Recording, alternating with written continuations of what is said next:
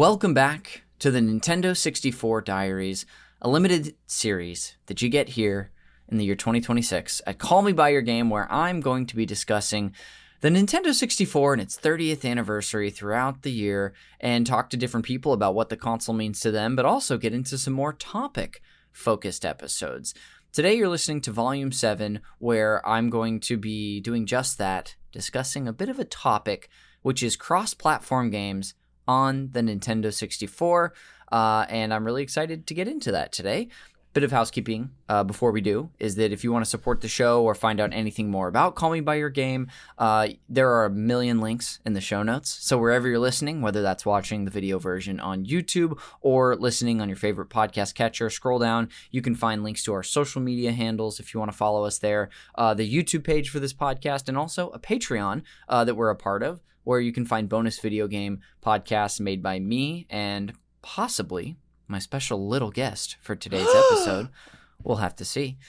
That's pretty much it. Scroll down in the link and you'll find ways to support us. I recommend sharing the show with a friend or just checking us out on Patreon if you want some bonuses for a little financial support. But let's go ahead and blow into that cartridge, shove it back in the N64, sometimes 2 to 5 times, and get the episode started. Joining me for this episode is someone who is so far the only repeat guest on the series. It's Jeremy Schmidt. Oh, baby. And let's make it a 3-peat, please. Let's make it a 3. I'd say the odds are pretty good that I ask you back for a third one at some point. I only want to talk about the Nintendo 64. That's all I want to do. And me too. Hence why I've forced in this programming this year to the podcast. So, yeah, I first had you on to discuss how the N64 lives a few months ago, which is ways that we are playing the N64 currently, whether it be on original hardware, emulation, ports, through NSO, or even through the Analog 3D, which you've been jamming on. Yes. That was a super fun episode. I've got a few more topics coming this year. Here's one that I'll just give a little preview, Jeremy, that I plan on discussing is huge. Is platformers on the Nintendo 64. Yeah, and that's like the genre they did maybe the best. You could maybe argue the best of all the genres 3D platformers. Yeah. They did the most and the best. The most and the best. Mm-hmm. It's an interesting era, too, for that because of the transition to such a focus on 3D, especially with the N64. I mean, they did that on other consoles, too. But, yeah, expect that to come later this year. That might even be the next topic that I choose to discuss. But, Jeremy, before we dive into our topic of cross-platform games on the N64 today, I was just kind of curious for you if you have continued to dabble with the console in general, and if you've been playing any N64 in the last couple months. Great question. Unfortunately, I haven't turned on my Analog 3D in a while because I've been having a bit of a backlog summer, Connor. Oh, it's a backlog summer? Was that what Chet Hanks said that one time? Yes. This is a la Chet Hanks. I've been having a backlog summer, which is sort of like how it sounds. I've been just going through a lot of backlog games throughout the summer. But I did try Donkey Kong 64 on NSO. I don't know if you flipped this on. Did you flip this on? I've not flipped it on. Okay. Because I only flipped it on. I didn't do a lot in it. It felt bad. and I regret to inform you it felt bad. At least it felt bad in handheld mode. Yes. I didn't try it with the controller or anything, but it just felt a little... That's a game that already risks not feeling good to play. And then when you get just a little lag or a little jitter or a little rigidity, it gets a lot worse. So you have to be in not only the right place to play that game mechanically to enjoy it, but you have to come in with, dare I say, a generous heart with Donkey Kong 64. A game that you and I have actually done a whole overview episode for the Donkey Kong 64 Games Club. I think I ended up coming out on the game as positive as I expected, which was mildly positive, despite the roadblocks and I guess bloat of that title. I think we were all mostly positive despite the issues. What do you remember? Well, what I'll say is I think it's hard to be too negative at Donkey Kong 64 because it's already so hard on itself, you know? Yes. It's already a game. Yeah. You don't want to punch down too much. That's how I feel. It's already a game that gets picked on quite a bit and gets talked about. And so I think whenever you play it, your first reaction is always like, hey, this isn't as bad as like people make it out to be. But that being said, it's getting into an era of like rare games that are getting a little bloaty, a little confusing, a little hard to finish, a little hard to not very exciting. Yeah. So I think that I do come out a little more positively than other people do on Donkey Kong 64, but I'm still not like a massive fan of it. Other than it always being this, I'm always a little fascinated by it. Yeah. But I don't like love it. And I probably won't replay it anytime soon all the way through. But it was fun to like just walk around in it. Because the last time I had saw it was on a N64 going S-video out to an HDMI converter. So it was pretty goopy. And but the NSO, obviously, it's up textured. So it at least looks like sharp. Yeah. And that is interesting to see that game looking really sharp. Yeah, fascination if nothing else. Yes, right, yeah. I wonder, thinking about that game, if I will ever... I don't think I'll ever play that game through all the way through. I expect that there will be, I'll get an itch at some point, curiosity of perversion again, where I decide I've got to, you know what, let's go feel that game again. Let's go play the first couple levels. Let's unlock a few Kongs.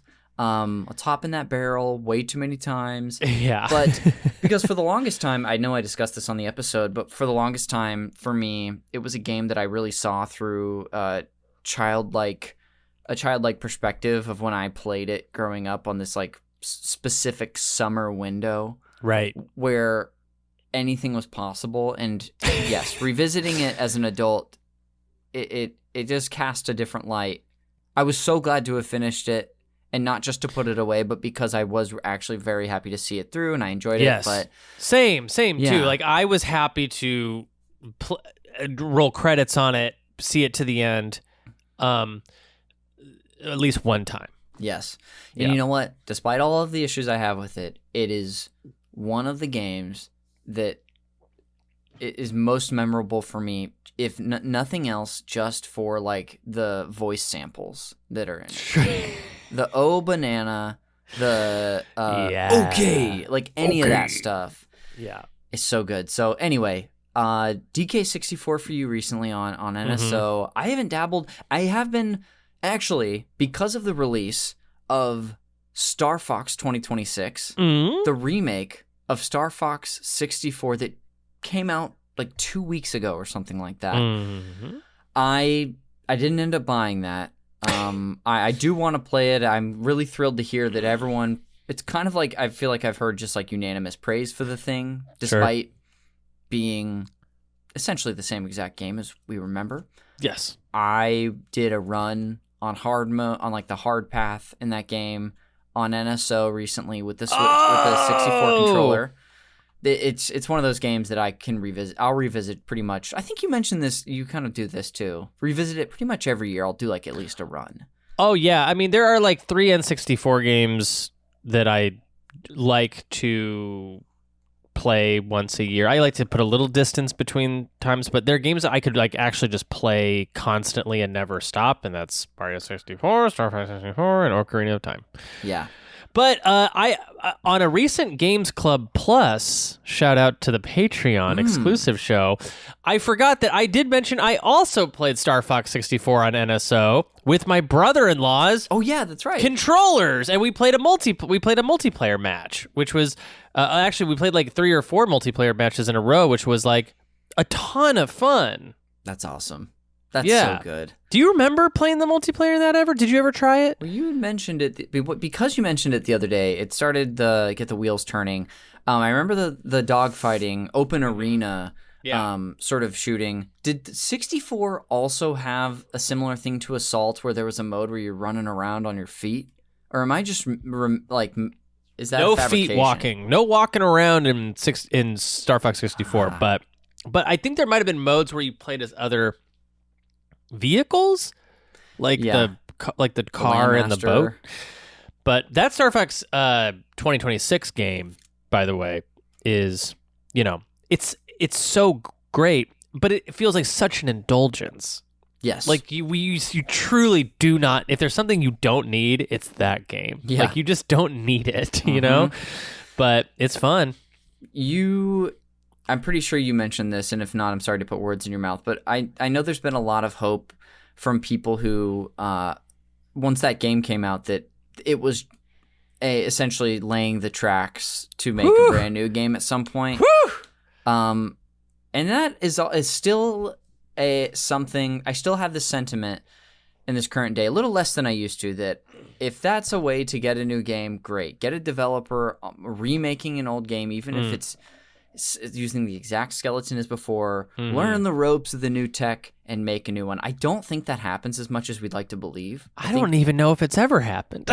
Maybe we just told ourselves that's what they do. Yeah. Has there ever been a confirmed case of that happening? I actually don't know. I have. You know what? I think one example I can give is Mercury Steam remaking Metroid 2 and then making Metroid Dread. That seemed to be sort of a trial, but that was more of a remake than anything, than a remaster. That's interesting. Yeah, it was a complete remake. And maybe you're right. Maybe that was the groundwork they needed to be able to make Dread. And if so, awesome. And if that's how it worked, I mean, that would make a kind of sense to me if that is how it worked. But I think you're right. I can't confirm that is how that goes. And but man, to get Star Fox 64 2, that is what I would want. I would love it too because they call the one they just released is called Star Fox, and then I actually want the sequel that comes out on the Switch 2 to be called Star Fox 64 2. That's what I want. Yeah. I want it. But I just want that same style of game, but with different levels, different challenges, different maps, different secrets. Same here. I realized. I want to check in really quick and say I also haven't been playing as much N64 as I was a couple of months ago. I think by the time you were on for the How the N64 Lives episode, we'd already told the audience that there is a co-op that we did with July and McCaller, the 4 portsmen of the apocalypse. We did an episode on Banjo-Kazooie that's on both the Patreon for $10 supporters, and it's up for free on YouTube if people want to watch it. So if you're a Banjo-Kazooie head, go. And you want to listen to us talk about a good, rare 3D platformer? Dude, one of the best. So good. Go listen to that. I haven't been playing too much N64. The Wii's actually been getting a lot of time for me on that CRT. Playing GameCube games via my Wii. Hell yeah! But I wanted to check in with you really quick because since the last time you were on this limited series, we have gotten the confirmation of some sort of The Legend of Zelda Ocarina of Time game coming out this year. Yes, and we've even got a image of a Link in bed sleeping. So sleepy. It looks like the most uncomfortable looking bed I've ever seen. It doesn't look, and he looks like an uncomfortable looking guy. You know? Yes. I think he's has a lot of discomfort in his own skin. Let's just say that. You've talked about it on your show a little bit. I don't think you and I have. We don't have to spend too much time on it. No, this is good. I feel that this feels relevant. Absolutely. I just kind of wanted to check in with you and see how are you feeling about this reveal? Have your expectations changed, and what are you hoping for? There's 3 questions which would freak July out. Yes. And the first one was, what am I hoping will happen? Yeah, I guess. What do I hope will happen? I'd like to know about your expectations and hopes for this thing now that it is confirmed. I expect that this thing is going to be.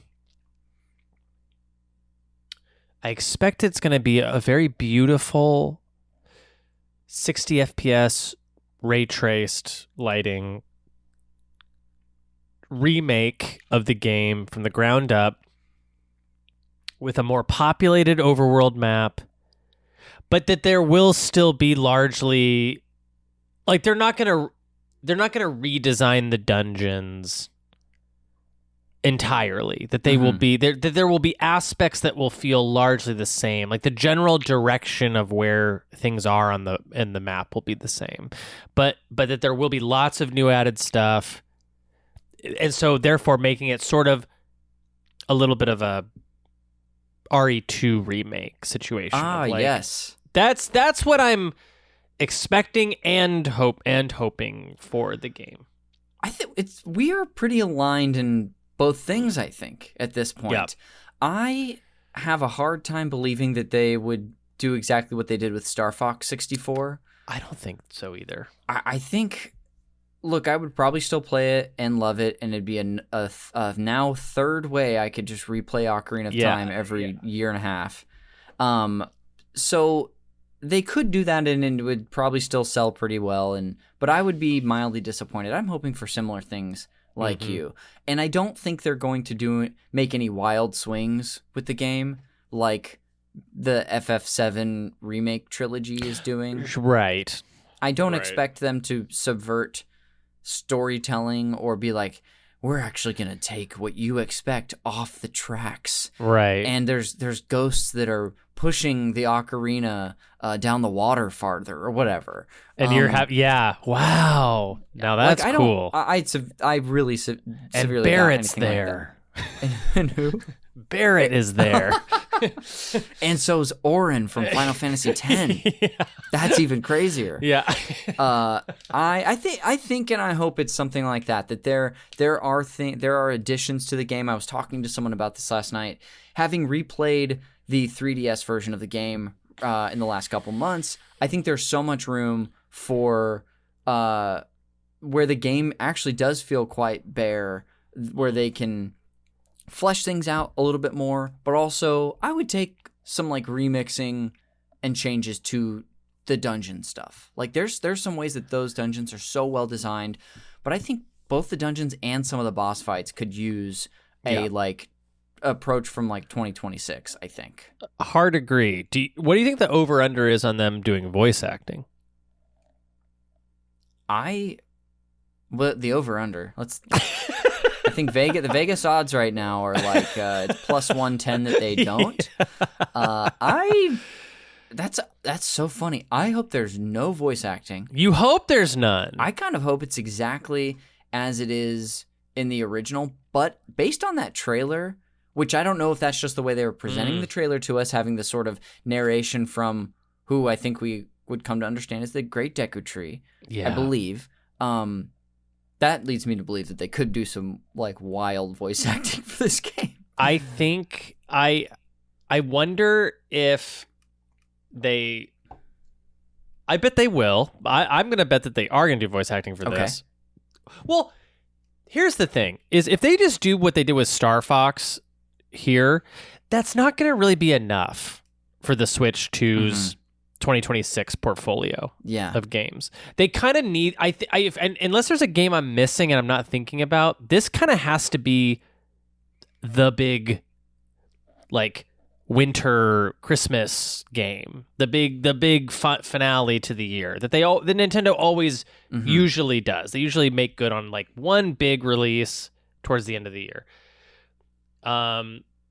So if they just do like a straight port with an updated graphics and frame rate and resolution, I don't think that's going to be quite enough. So I'm guessing this is going to be a bigger deal than the Star Fox thing was. So that's my bet. But then I do bet they're going to do, and so if they do that, I bet they do voice acting. But if they do, but my other thing is like, at some point, are they going to start making Link talk? That is one thing I've been thinking about, because the movies are coming out. The movie is going to come out, I think, next year or the year after. It's like 2027 or 2028. It's like it's soonish. It might be next year. It might be next year. Yeah. So I'm like, are they going to start priming us for Link talks in this? And probably not. But it would be crazy to start getting a talking Link, you know? Yes. They're just like, let's go ahead and grease the wheel for that. Yeah, let's get people ready for this. I also felt like a lot of what we saw of it felt like they were taking a lot of inspiration from the game Fable. That's how it looked to me, and like the storybook quality and even the narration felt like how like the new Fables marketing attempts have been. And I just think that's so fascinating that Fable clearly took a lot of inspo from Zelda back in the day, and now Zelda seems to be taking something from Fable here, which is like this sort of, I don't know what you would call that, like low comedy fantasy, almost like Shrek. Yeah. Like, it's Shrek adjacent. Yeah, Shrek adjacent. Yeah. My, how the student has become the Zelda, I guess. Right. In some ways. Right. Yeah. Very interesting. Well, I hope that we get some news about that soon. Maybe in the typical September Direct that we get. Maybe we'll learn that's coming November, December or so. Yeah. It's funny. There have been rumors the last 24 hours. There was this huge kerfuffle online. I don't know if you've seen it, about like GameStop accidentally published a page with of pre-orders for the game, and that it would come out August 4th for like $60, and turns out they accidentally published that page, and it's not coming out in August. I think GameStop has said as much, and it put a lot of people in a frenzy over the last like 24 hours. If it's $60, is that how much was Star Fox? Is that how much Star Fox was? Star Fox was 50. 50 physical? Let me check. I think 50 digital, 60 physical. Because if GameStop posted a 60 physical, maybe Ocarina is Star Fox style. It could be, but the speculation is that I also saw, like, as I was just scrolling through Reddit and honestly not clicking a single one of these posts, I saw that someone also published like a screen cap of a Google search of it that showed it at $70. So I think none of it is to be believed, but it was just funny to observe that. Cool. Yeah. Yeah. Well, all very interesting and all very exciting. Can't wait to find out more. I guess I'm going to play it no matter what, but yeah, I think I'll be so much happier if it's a big, beefy, meaty, different, new thing, and if it's and you know, I want this to be like a Games Club worthy game. It'd be fun to like really, you know, get in there. I would love it. We finally force our patrons to let us play some form of Ocarina for the Games Club. Well, and selfishly, you know, because I frame all of our Games Club arts, I just want a Link one. Like, I just want one for the wall that looks like that, because I have a Mario and a Sonic. I need a Link. Is that too much to ask? Too much to ask. I even have a Batman now. I know. Goodness. Well, let's get into our topic of the day, which is cross-platform games on the Nintendo 64. And as I sort of previewed with you, Jeremy, I find this topic very fascinating because at first glance, especially as a kid, I'd see these games on multiple consoles and be like, I don't see a difference. It's the exact same type of game. But as we become sickos and we have a certain eye for what is a PlayStation 1 game versus an N64 game versus something on Windows, it has become a little more fascinating to me to look back at games that were released on multiple consoles at the same time. I also wanted you specifically to be on this because this idea really came from observing one game in particular, and it sort of blew up from there, which was Mega Man Legends. And I know that you are a huge fan of that game. And I believe you've played through at least the PS1 version all the way through, and 2. I played both of them on the PlayStation 1 via PlayStation 3, and I played Mega Man 64 back in the 90s, like when it came out. Yeah. So because of that... Not all the way through, but like rented it. Yes. I rented it too. Oh, funny enough. Oh, sweet. Yes. Oh, sick. A few games that we're going to talk about today were games that I rented at like a Blockbuster. Oh, great. Yeah. Before we dive too heavily into any little observations or thoughts we have on these cross-platform games, I wanted to start by setting the table a little bit and talk about what made these versions of games different, and what led to, in some cases, major and slight differences from the consoles. Now, especially when it comes to the comparing like the N64 to the PlayStation 1, they had different strengths and weaknesses with what they were able to do as consoles. I assume that this is something you've at least dove into a little bit on YouTube and become a bit of a nerd about. Oh, 100%. I mean, yeah, this is like going to sleep YouTube video 101 right here. Yes. It's one of those topics too that I think before I looked into it any further, it's something that I think, depending on what console you grew up owning possibly or having more of an affinity for, you could just have a personal preference on a game on a console. Like, for example, I grew up playing the N64 versions of Tony Hawk were like my first experience with 1 and 2. So before I ever played the PlayStation version, I would have told you, oh yeah, I'm sure I'll prefer the N64 version. That's not the case in my experience anymore. Now I prefer the original PlayStation versions. That's awesome. That's crazy and awesome, because nostalgia is a powerful thing. And to change is very interesting. And I'm capable of change. That's what I want the takeaway to be. And I've always thought that about you. I feel similarly about Mega Man Legends. Oh yeah. In that, I guess it almost doesn't work, but I played it originally on the N64, and then I played both of them back to back on the PlayStation. I prefer the N64. Oh, interesting. For Mega Man 64, yeah, for that specific game. Oh. So it's I think that is interesting how, like, and even though that game is not considered to be better on the N64, your preference can be for all kinds of reasons. Definitely. I even just watching sort of side-by-side comparison videos over the past like morning, basically, comparing versions of games that I either played on one console or both versions of it. It's very interesting to take a look and notice what sometimes can feel like subtle differences and sometimes can feel quite obvious. Now, to be a little more specific about this, the N64, comparing the N64 and the PlayStation specifically, the console strengths even take me as far back as the sort of division that came between Nintendo and Squaresoft back before the console even came out, and created this huge rift of why there are no Final Fantasy games on the N64 and why they were published for the PlayStation. One of those reasons was that the PlayStation was a disc-based console. You could fit a lot more, I guess, storage. I mean, what's the proper way to say this? It's not necessarily storage, but you could fit a lot more information on a disc than you could a cartridge, right? Yes, it was storage related. Mm-hmm. It was that the cartridges had limited storage capacity for things like specifically music and those FMV cutscenes that the PlayStation was so famous for. Those worked better on disc.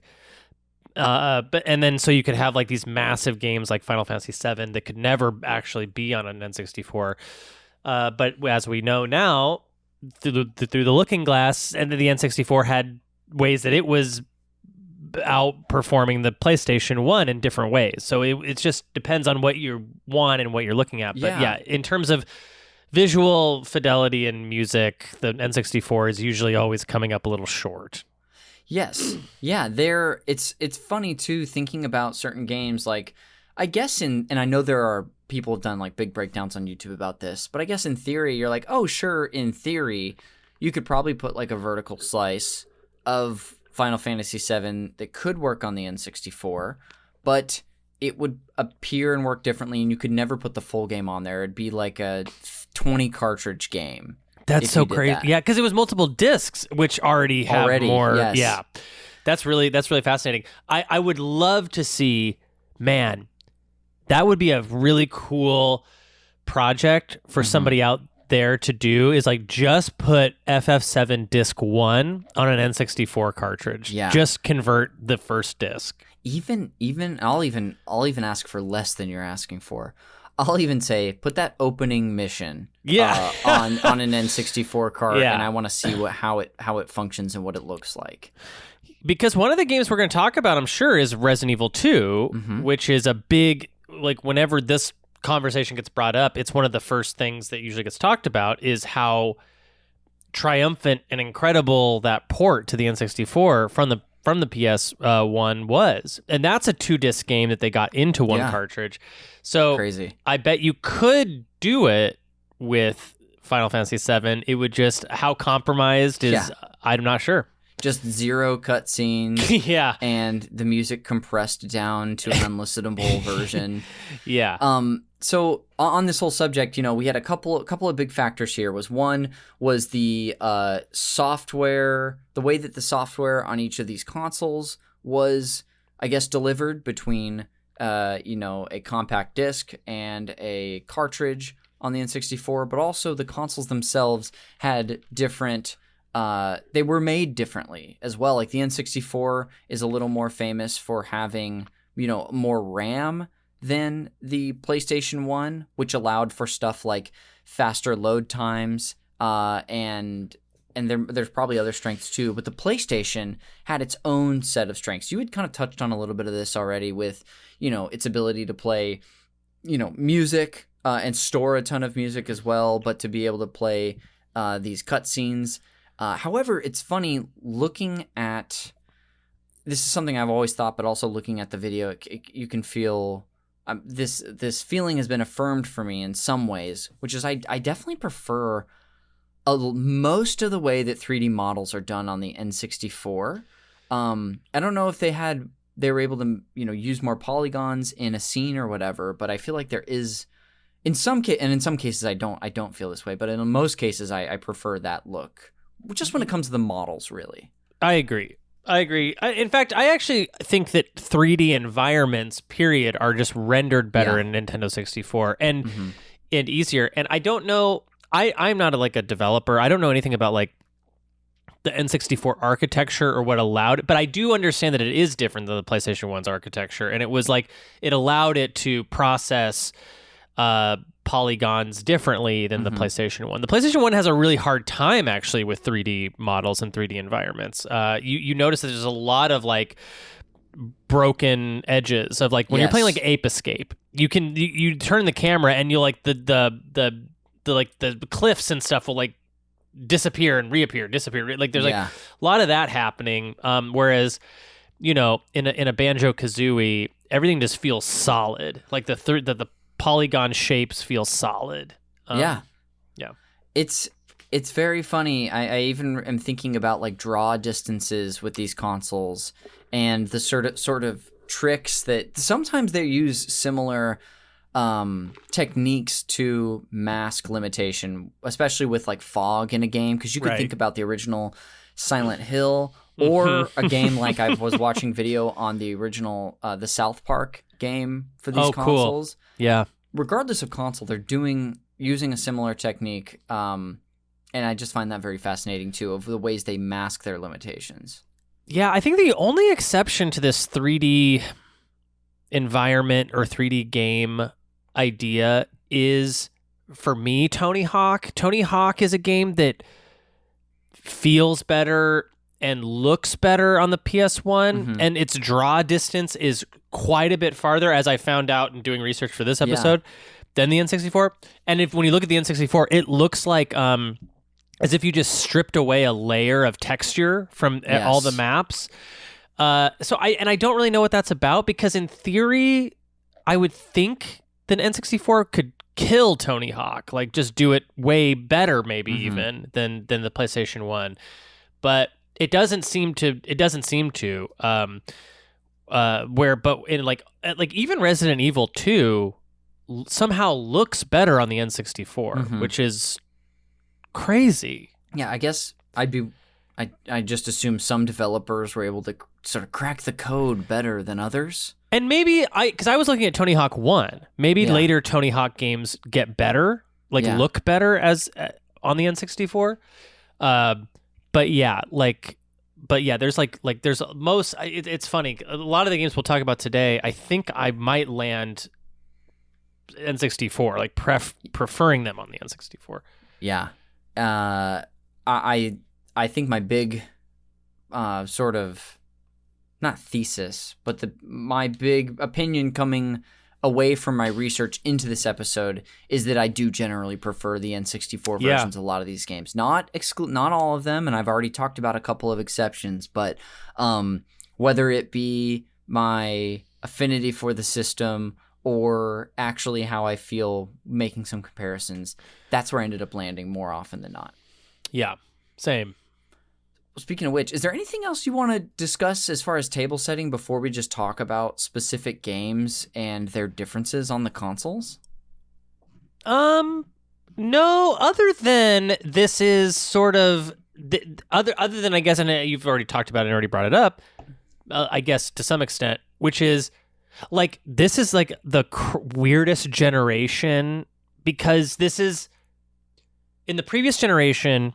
A company would make the same game, would take a license and make two different games for the Super Nintendo and the Genesis a lot of times. Yeah. Like Castlevania is different on both consoles. Tiny Toons is different on, there's no Buster Bust Loose on Genesis. Genesis has their own Tiny Toons game. This generation, we're getting closer to parity, but it's still different. There's still like games being released on both that are kind of like different. And then by the next generation, we have parity, and then it's boring from then on out, where it's just like the game is the same on there will be graphical differences, but they're not like different games or like missing features for the most part. Yeah. This sort of being the first time where it felt like it was the same game consistently made, and we got to really see those differences. And the next, like you're saying, the next generation, GameCube, PS2, Xbox, those differences, that gap seems to have narrowed in a way. Yeah, like Tony Hawk on N64 and PS1 is like missing. There's like missing stuff depending on what version you're looking at. But by the time you get to like the GameCube, PS2, Xbox versions, they're really the same. And then from every generation on, they're the same. So yeah, it's like a weird, it's a very weird generation, and obviously it's like not cost effective to develop two separate games for two separate systems. So they were always going to try to aim towards this goal eventually, and they hit it in this generation for the first time. On that subject too, it reminded me of something else. I think I've made it pretty obvious in the consoles we've been naming today, but this subject is I'm mostly interested in talking about the differences between the contemporary consoles, like we've been saying. And I'm not really, like, one game I'm going to bring up today is Episode 1 Racer. I'm not talking about the Game Boy Color version of that today. It's more of the contemporary system versions that are going for the same, that have the same goal, basically. So I hope that doesn't just ruin you to not be able to talk about E-Bendicott and Game Boy Color. No. But I'll probably like talk just the slightest, most briefest Dreamcast versions of things. I think that's way more relevant than Game Boy Color. Because like in the case of one big game I'm sure we'll talk about, I've actually been playing it recently on the Dreamcast, so I'm kind of excited to talk about it a little bit, but I can't wait to hear what this could be. I actually am not sure, but that's exciting. Yeah, and you may not even think it's a game we were going to talk about. Maybe you're like, I don't know this is a big game we're going to talk about, but it is definitely a game I've been playing. Okay. Yeah. Well, very exciting. I'll look at my little list here to make sure. Yes. Okay, great. I feel like I've set the table in the way I wanted to. So I would love to start, Jeremy, with a game that the game that I brought up already that I think of when I think of you, and that has its two different versions. I want to hear from you about Mega Man Legends and Mega Man 64. Yes.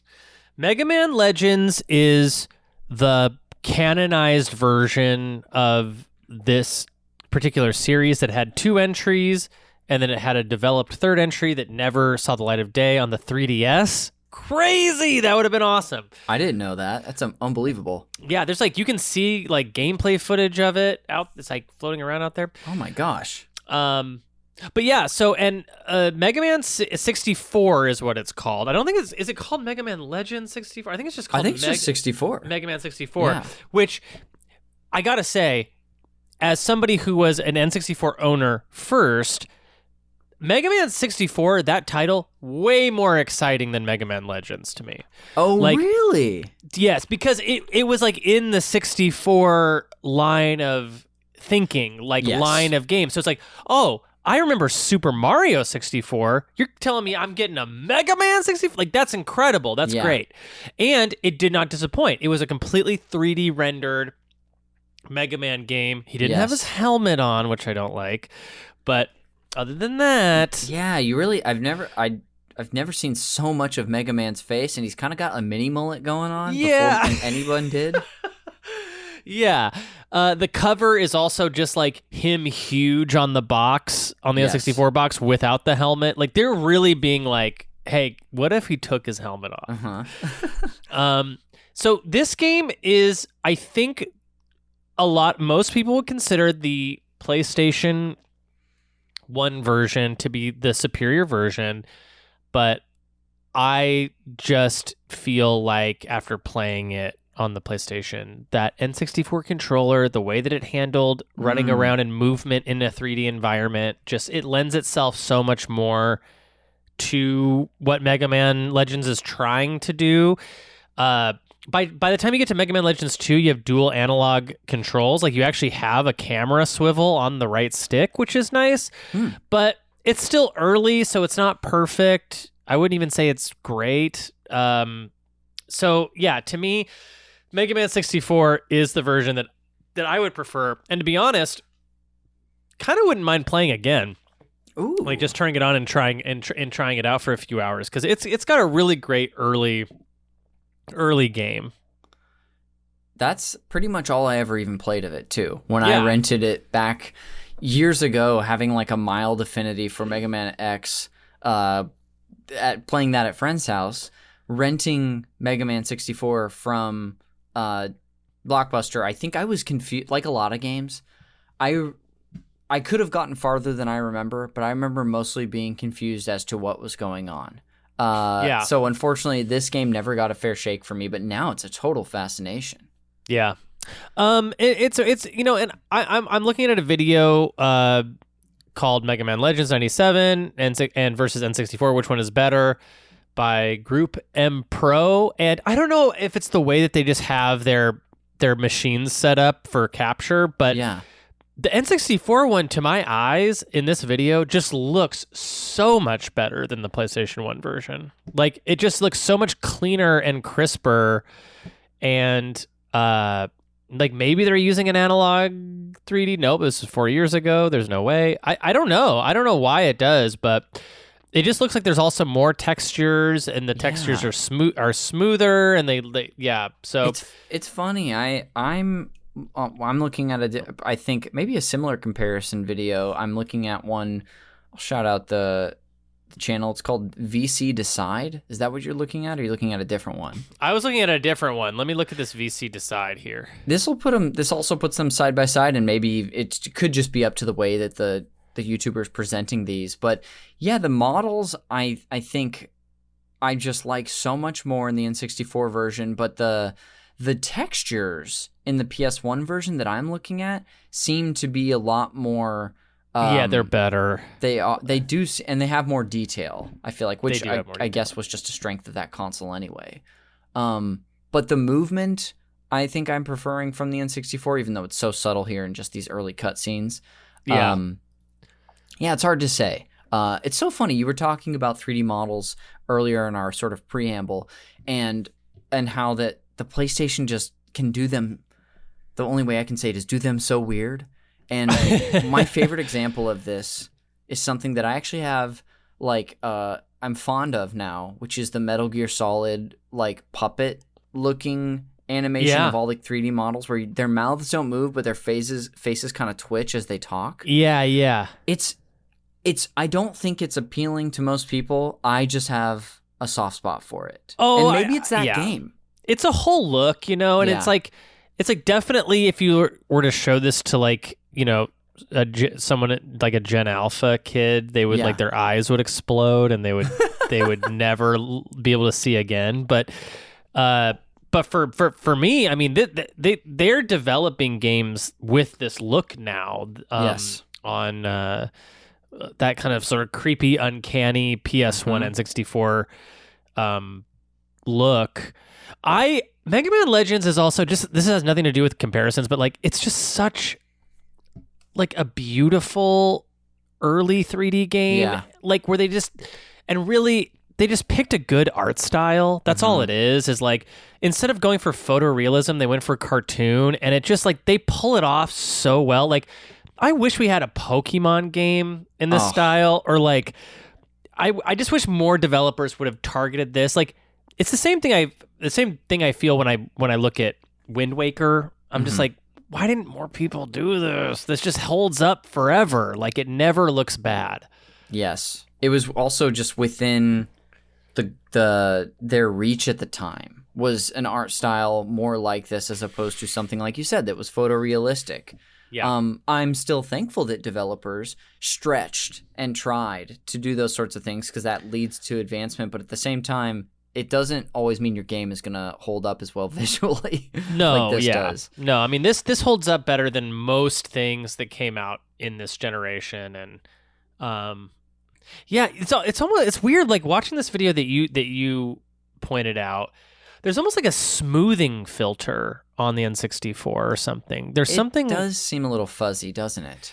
Yeah, but fuzzy, but then also not as distractingly jagged. Like like when you look at I'm specifically on minute 1533, and you look at the ship flying above the water and the clouds, and it just looks better on N64 to me.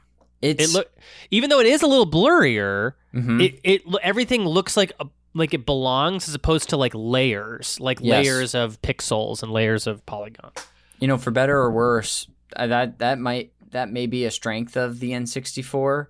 Of like, the fuzziness actually makes everything feel a little more cohesive, rather than like models that were dropped into a space in a way. Not to be too derogatory about the way that PlayStation 1 does it, but you can, it's like the less sharp nature of this almost feels better to me. Well, and like when I play my Analog 3D, you know, there's like a ton of filtered features that you can throw on there.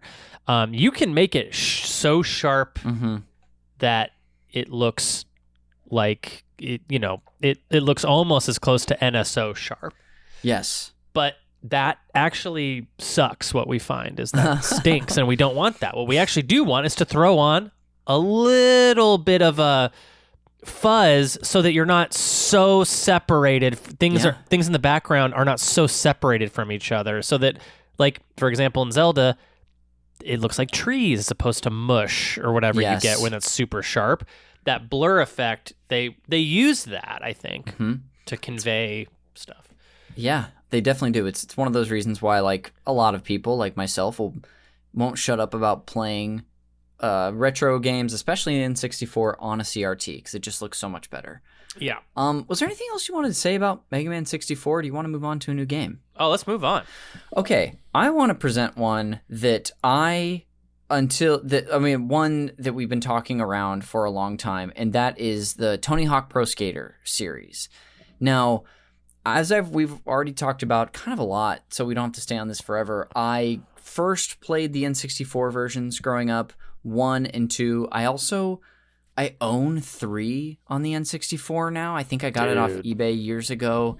That is a disgusting game because I'm trying to play my favorite Tony Hawk that I love on the GameCube and PS2, and it just is so limited that those comparisons are tough.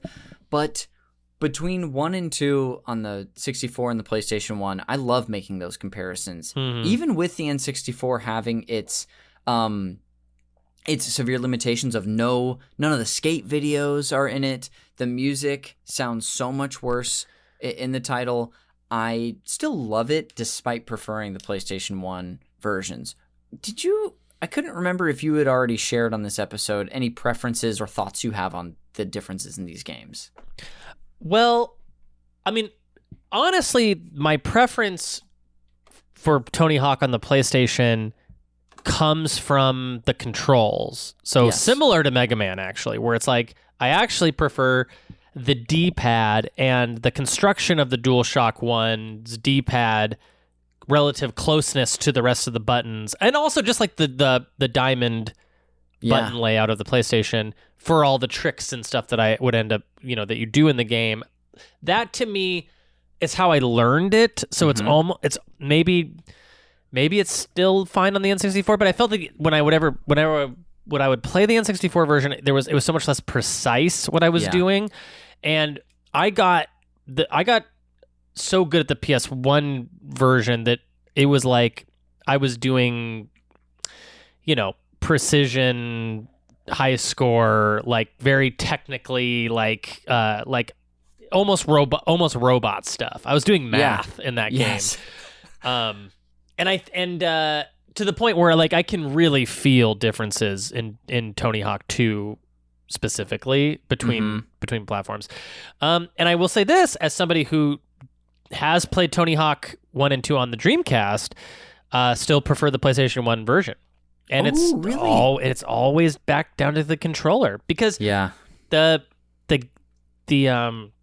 Dreamcast has its D-pad placed a little bit down, and it's like harder and more raised. It's like the GameCube D-pad in a way. Yes, it is. Yeah, exactly. And then the N64, it's just like everything's too far away, and like that D-pad's never been super great. And but yeah, I prefer the PlayStation versions of the Tony Hawk games, but it's one of the rare exceptions. Yeah, it's so funny that we're aligned once again, but that's the case for me too. And for me, you were discussing the controller and using the D-pad. It was when I first played through Tony Hawk Pro Skater 2 on the PlayStation 1. This was like a 2020 COVID pandemic playthrough that I did. Sweet. And it took me so much adjusting, because I was so used to, whether it be on the GameCube or the N64, using the control stick for movement. Right. When I got on that PlayStation 1, because I have a DualShock controller for it, I felt the imprecision you were bringing up and really had a tough time. So I finally just slid my thumb over to the D-pad. Yes. And now, funny enough, that's how I prefer to play any Tony Hawk. And I think later that year, 1+2 Remake came out, and on my PlayStation 4 controller, I used the D-pad, because that's just what felt best. Same. It's like a rhythm game. And like we're doing Mina the Hollower on our Patreon Games Club right now, and like I'll be honest, like there was a boss I fought on that I had to go handheld for. Oh, because interesting. because the D-pad is buttons. It's just a little bit more precise than me slipping around the Pro controller trying to move around. There's just something about a really good D-pad in certain games, and it's just like you can't get away from it. You can't deny it. It's like that's the way to do it, because anything else is just a little too clunky or a little too imprecise. Yeah, maybe with a D-pad, it might not allow for as much flow, which is a weird term to use when it comes to movement, but at the same time, if your precision's what you're going for, you're absolutely right. Yeah. The last couple things I really want to point out about the difference between these Tony Hawk games on the PS1 and N64 specifically, although it did also come out on the Dreamcast, I am really seeing so much on a comparison video I'm watching right now. I'm reminded that even on the N64 version of Tony Hawk, there's still frame rate drops like that happen on so many N64 games. So I think that even though I might prefer the way that the model has sort of, as I've already said, like sort of a cohesive like gel with the environments and all the stuff you're interacting with, just the consistent frame rate and speed of that PlayStation 1 game is why I think I preferred it. Yeah, it's the resolution, and the draw distance. With Tony Hawk, if you're playing Turok the Dinosaur Hunter, your draw distance doesn't matter that much, because you don't it's fairly linear or whatever. In Tony Hawk, your draw distance kind of matters, because you need to see like in the distance where things are.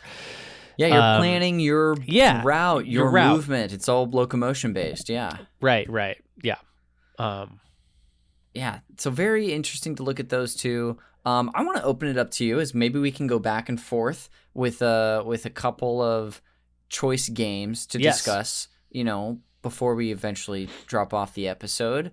What's one that you want to bring up right now? Well, the one that I was hinting at earlier is a game called Rayman 2. Oh, dude. I'm all ears. Let's talk about Rayman 2 because I have some experience with this game. Oh, great. Okay, perfect. Yeah. So for people out there, this is actually available on NSO right now. You can go play it on the NSO N64 app. This was a pretty much, I believe it's...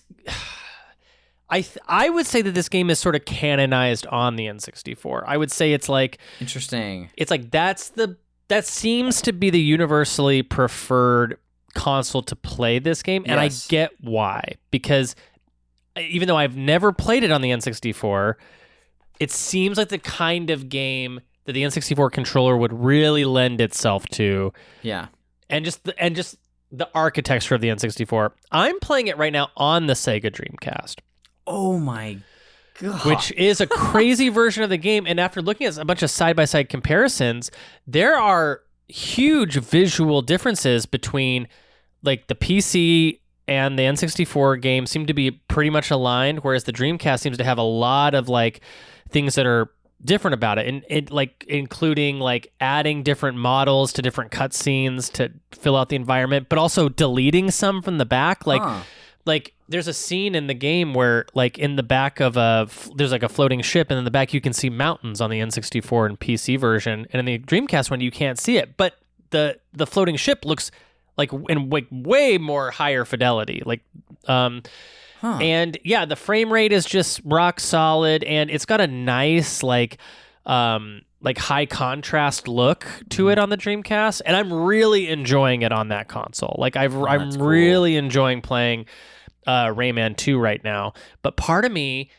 does kind of want to check it out on the N64 and wonders if I kind of would enjoy it better there. Yeah, I guess you could always flip it on that Analog 3D and check it out. So I had this game growing up. Strangely, not on a platform we've mentioned. I have the PC version of this game and this was another game like so many growing up that I was fascinated by. I loved the look of it. I loved the atmosphere, but I could never get very far. I just like didn't understand how to control Rayman when I would get new abilities. I remember, I think early on you get the ability to sort of like float and hover with your ears or whatever, and I just couldn't grasp how that worked. Or I would forget how to grab onto stuff. But despite having played that one the most, I'm also super fascinated by all these versions. The one that is the funkiest looking to me, that honestly looks kind of unappealing, is the PlayStation 1 version. Have you seen this? I have, yeah. I looked at it a little bit when I was doing my research for this, and it's because of that rigidity, that jaggedness, that whatever that is that's going on in the polygonal architecture of it. It seems to be like just not what you want out of a game like that. Like I would not want to play Banjo-Kazooie on the PlayStation 1. Yes, for real. But what do you notice about it? Well, similar things to you, and it has made me wonder. I from my memory, obviously the N64 is called that because it's a 64-bit console. Did the PlayStation 1, was that a 32-bit console? Yes. I don't remember it how is many technically bits it has. The Saturn and the PlayStation 1 had 32 bits, but were 32-bit consoles, but I don't know. I don't know if that if that mattered or why that would have mattered, because we know that bits aren't. They're not the end all be all. Yeah, and they seem to stop mattering at a certain point. And I think this is the generation that really didn't make a whole lot of sense, because this N64 was not twice as powerful as the PlayStation 1. It does seem to be benefiting, as I've watched a lot of N64 footage of this game, it does seem to really benefit from at least presentationally, like the look of the game, from a lot of the things we've already discussed, like the smoother models. Even honestly, I actually even like how the textures are a little bit fuzzier here. It makes everything sort of work together really well. But I would assume there's at least some frame rate issues playing that version, but it's hard to say. Keep me posted if you end up checking out the N64 version, comparing it to the Dreamcast. Oh yeah, for sure. I mean, I'm really interested in it, so I might do that because because the one thing about Rayman 2 is like you always want these games to kind of feel like Mario 64. You know, you always want everyone to move that way, and it's like the farther away we get from that, the sort of like less I'm enjoying it. For example, like Jak and Daxter's a game that just like it's getting so close to Mario 64 that it just feels so good. This game's a little bit slow. Rayman's a little clunkier. So I wonder if that changes depending on the platform. Yeah, he definitely. You know, I would be willing to bet it's something that all these games have in common, or all the versions of these games, just because it doesn't seem like his skill set's any different. Yeah, like he really is like he can run, jump, hover, but he doesn't have like a slide. He doesn't have like a slide dash or anything. Nothing that like you're talking about Jak and Daxter that gives you a sense that you can move through the world quickly and almost be a little creative about your movement. Yeah. And this, it doesn't really seem to have that. Rayman 2, The Great Escape.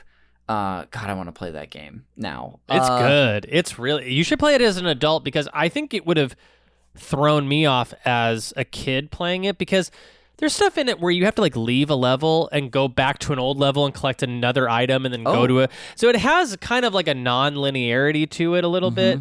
And that kind of stuff I did not have the brain for when I was a kid, but now I'm like, oh, I get what's going on here. I'm kind of enjoying it. That could be exactly the issue. The struggle that I had with it was wondering, wait, I have to leave here to go somewhere else? Yeah, where do I go next? Yeah. Yes. Okay, the game I want to bring up now is a game that actually did not have a PlayStation 1 version, but did have a version on Windows and actually even had an arcade game. That's Star Wars Episode 1 Racer. Oh, yes, and it had a Dreamcast version. That's right. I imagine that is absolutely gorgeous. I'm going to pull up a little side-by-side video for myself right now just to watch. But this is a game that, first of all, I have so much affinity for. I don't think you got to see this the other day, Jeremy, because I don't think you had hopped on the chat yet. I came away from, we've been talking about my trip to Amsterdam. I came away with one souvenir. I didn't show you my souvenir, did I? No, you didn't. So while we're there, by the way, no retro video game stores in Amsterdam. Oh, I don't know why. Oh, you did show me this. It's like the little Anakin's. Yes, it's Anakin's little pod racer. He's showing us now. What is that made out of, by the way? Is that like metal or is it plastic? It's plastic. It's cool. It's like soft plastic. Yeah, but I love this model so much. I had the Lego growing up of this, and Star Wars Episode 1 Racer is a game that, despite it suffering from insane frame droppage on the N64, I could not get... I played, got every medal in this game, got first place in every race, and just ate it up. Do you have much experience with this title? Yeah, I mean, same as you, this was a game that I destroyed on the Nintendo 64, and I destroyed it when they remade it and put it on Switch. Oh, you did? Yeah, I bought that version and played the crap out of it during the pandemic. I love this game dearly. I love all the stages and all the racers, and can't wait for that new one to come out this year. And I've never played the Dreamcast version, although now that I'm looking at side by sides, it obviously looks really good. Yeah, it looks beautiful. Yeah. But again, racing games, another genre of game that I think is just, feels great with the N64 controller, and by nature then would also feel great on the Dreamcast controller. I think those are two very similar controllers. Yes. Even, not in shape, but in vibe and and kind of their function almost. Yeah. The single joystick. Yes. But both have a slot you can put crap in. Right, yeah. I wonder how the PC version of this game looked and felt. It's looking at this comparison I'm watching. It's looking like even more sharp than the Dreamcast version. I'm not seeing that it has some great leap in detail. I'm waiting to see some gameplay from it.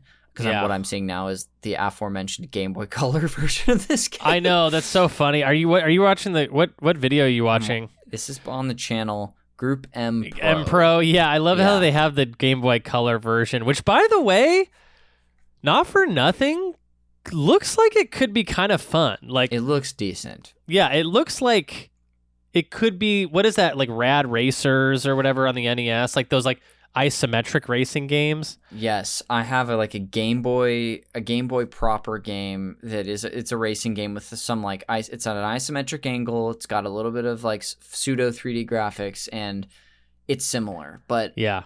So now I'm on the N64 gameplay section, and I remember for the most part this game played great, especially if you're on a level like the Tatooine level, where there are so few polygons they have to render outside of the pod racers. That thing could fly at a pretty consistent like 30 frames per second. But anytime, I think like the second part of the lap of the course, where there's a lot more rocks and stuff on the ground, the frame rate just gets really terrible. And that happens throughout most of the game, but despite that, I grew up still adoring it. Yeah, same. And this is the only version I played for a long time. Yes. So I didn't really know any better. And yeah, I think this version's so great. I'm also watching it on this channel, and just like, man, when you go into the cave in Tatooine and like the shape that the light makes coming off of the cave walls, like those weird triangular like little spaces you'd have to like burst through without crashing. It's just so cool and nostalgic and reminiscent. This was a great single player racer too. I'll say, like, not every racing game is great single player, but I feel like this had a lot to do and a lot to unlock and a lot to keep you busy. It had me memorizing or like knowing the names of the other pod racers and remembering. I already named a few of them to do. I think there was there a guy named like Mars Gango or something that? Mars something. Mars Volta, probably. Mars Volta. Sebulba, of course. Sebulba. The PC version, which I'm watching now, I think this is running at 60 frames per second. It looks like almost a different game, the way that it's functioning. Awesome. And I'm sure that could really benefit it for in a major way. This title specifically. I love Episode 1 Racer. There's a ton more games we could talk about, but there aren't many more that I personally want to make comparisons to. I do want to throw it to you maybe for our last one, unless you have extras. I want to hear from you about Resident Evil 2 on this console. I will say, just so the listener, I can hear you right now. Where's Michael McCaller? I actually asked him if he wanted to be on this, and he said, I don't have anything to say about that, which is perfectly fine. He actually, I think mostly what he said is he's never actually played the N64 version. Wow. Or I'll look up exactly what he said to me. But that is so funny, because I know he owns a copy of it, because I've seen his Resident Evil shelf, and there's certainly, I think, a copy sitting on that shelf. But go ahead. I'd love to hear from you a little bit about it. Yeah, this is probably, I think, the saving the best for last in terms of lore. Like this, the conversion from the PlayStation 1 version to the N64 version is nothing short of miraculous. It is unclear to everybody how they did it, and like the specifics of what is going on in the conversion are like just like really brilliant stuff. Yeah. So it's essentially what you have is a PlayStation 1 title that comes out on 2 discs, and one is a Leon disc and one is a Claire disc, and I think you can play them in either order, and then switch the disc when you are ready to play like Leon B or Claire B. And we that original Resident Evil 2 game, look it up. It looks the way that it does at the time, looked incredible, and played great, and sounded awesome, and had all these high res cutscenes and voice acting. And the N64, by golly, had all of it in there. That had voice acting. It had FMV cutscenes in it, and it had audio. Now, everything is more compressed. That's very clear, especially the cutscenes, especially the audio. Very compressed. But they got both scenarios on one cartridge. Crazy. So you never had to replace anything. You could just go right into Claire B on the same cartridge. This is how I originally played Resident Evil 2.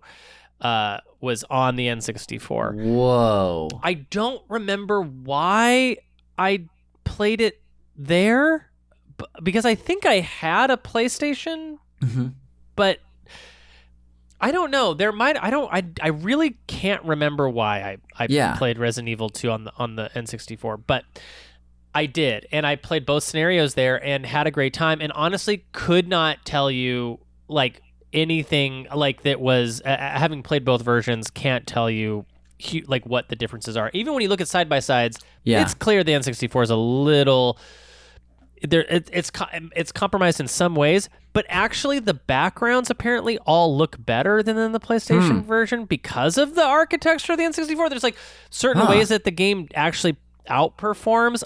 The dithering of the character models, though, can be jarring if you don't know what dithering is or you're not expecting that. I think also helped the game. Like, that is another way that they were able to help process the game, is that, like, do you know what dithering is? I always mix that and anti-aliasing up. Dithering is it's like when a character needs to move. Yes. In order to, like, I think it's like to, like, be easier on the processor. It like splits up the character model. So now instead of like a solid, he's like imagine all if he's bisected by 1,000 lines, they all separate. So it's like so they're rendering with every movement. They're only ever rendering half of the character at a time. So it's like blinking, like weird, super fast. Yeah.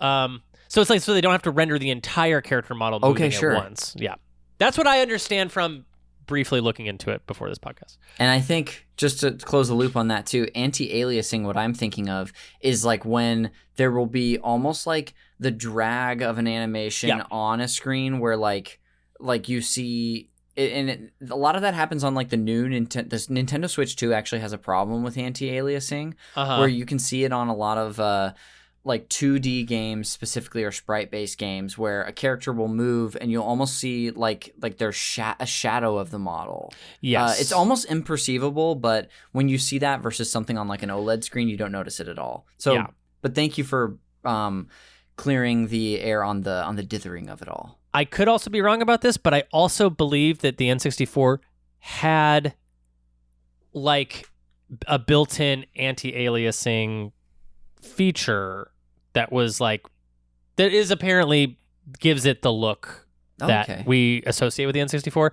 I think this is right, because on the Analog 3D you can actually turn the anti-aliasing off, so you can like see what N64 games look like without anti-aliasing on them, and it just doesn't look right. You know, it does not saying it doesn't look good. It just doesn't look quite the way you remember it. Something's a little off. Anyways, RE2 on the N64, just like a stunning achievement and a great game, on top of that, and just looking back, just so seemingly random that they would just choose that game, go all in. Yeah. Like, not Resident Evil 1, not Resident Evil 3, not all 3, just 2. Just 2. And they just developed the hell out of it.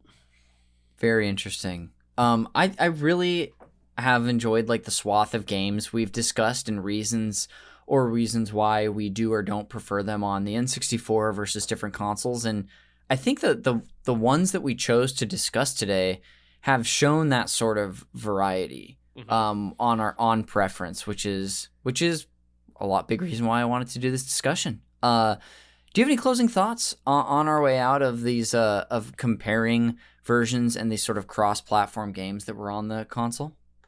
No, other than, I think if you're out there and you have access to multiple versions of games, like, I think playing games for science is just as fun as playing games for fun. And I'm a bit of a scientist myself, so that works out great. I did watch Spider-Man 2 this week, the 2004 movie. Yes! And actually, he says that in the Norman Osborn says that in the first one. What am I saying? So it's top of mind. Yes. Well, Jeremy, thank you so much for coming back to and penning another entry in the N64 Diaries today. This was awesome having you on. Yeah, it was great being here. Thanks for having me. And may not be the last time we see him on this series. On our way out, what do you want to plug, buddy? I host a podcast called Video Games, a Comedy Show. You can listen to it anywhere podcasts can be found. Wonderful. And I'll go ahead and close out the episode with some plugs of my own. The cover art for Call Me By Your Game is done by Glenn J. You can find him and his great work on a link in the show notes. You can follow Call Me By Your Game on Blue Sky, Instagram, and YouTube by clicking a link there as well. You can also follow me on Blue Sky and Twitch if you'd like. And lastly, is if you're looking for a way to support the show, you can always share it with a friend, whether it's the YouTube version or the podcast only, audio release that we do. Or you can check us out on Patreon. That's a great way to support us, where for, either $2, $5, or $10 a month, you can support us there and get bonus video game podcasts for that. The higher up you go, the more bonuses you get. For example, our Games Club tier is the $5 DJ Toad tier. So if you want to listen to us talk about Mina the Hollower in a weekly book club style format, go there. And there's more bonuses there. It's all broken down nice on the website, so check it out. But that'll do it for another edition of the N64 Diaries. We will see you on the next one.